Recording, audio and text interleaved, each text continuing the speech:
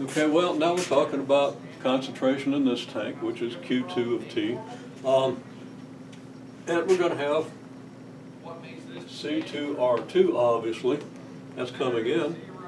And then what else is coming in? Well, the concentration from the first tank is being pumped in at rate R12. So I'm going to say, okay, that's plus Q1 over V1, and this is V1 here, I didn't have the subscript on it. Q1 over V1 times R12.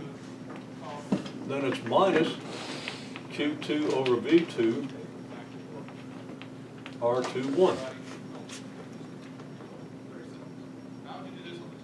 Now you notice that this term and this term are very, they're the same, right? In other words, in these pipes, whatever's going out of one tank is going into the other, right? So you can check, just to see if you got things straight, if you have that insight that, okay, this is minus here and the same term plus here, right? And then you've got a plus here and a minus here. So you're pretty sure that if one of these is right, and so is the other. Okay? Yeah, I was going to say, you need your S term. Then you have minus. Should be Q2 over V2 times S2, right? Very good. Okay? Concentration here times the rate of flow out. Okay? So now we have these equations. Well, let's write them in terms of Q1 and Q2, right?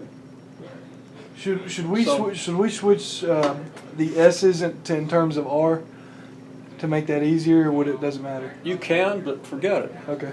You don't need to do that right now. Okay. We want to write down the equation so we can see what every term means. And if we rewrite it in terms of the other four quantities, we lose that. Okay.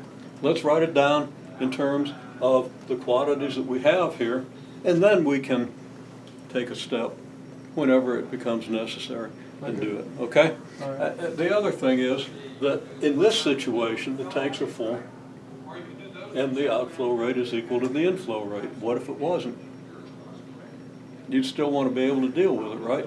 So you might need this, okay? This is the most general equation you can get for constant concentration at a constant rate and constant pumping rates at every stage, okay? All right. So for constant coefficients, in other words, this is the most general equation you get for two tanks, okay? And it can apply whether the tanks are initially full or not, okay? Now once they fill, the equations change, okay? But, if they aren't filling, then V1 and V2, well,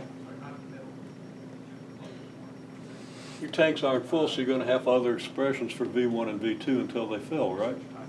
And if one tank fills before the other, then you have actually three problems to solve. Okay, what happens while the first one's filling, what happens while the other one is filling and the first is full, and now what happens now that they're both full, right? And the conditions change, it doesn't matter. Yet, we have a set of equations that will handle it, okay?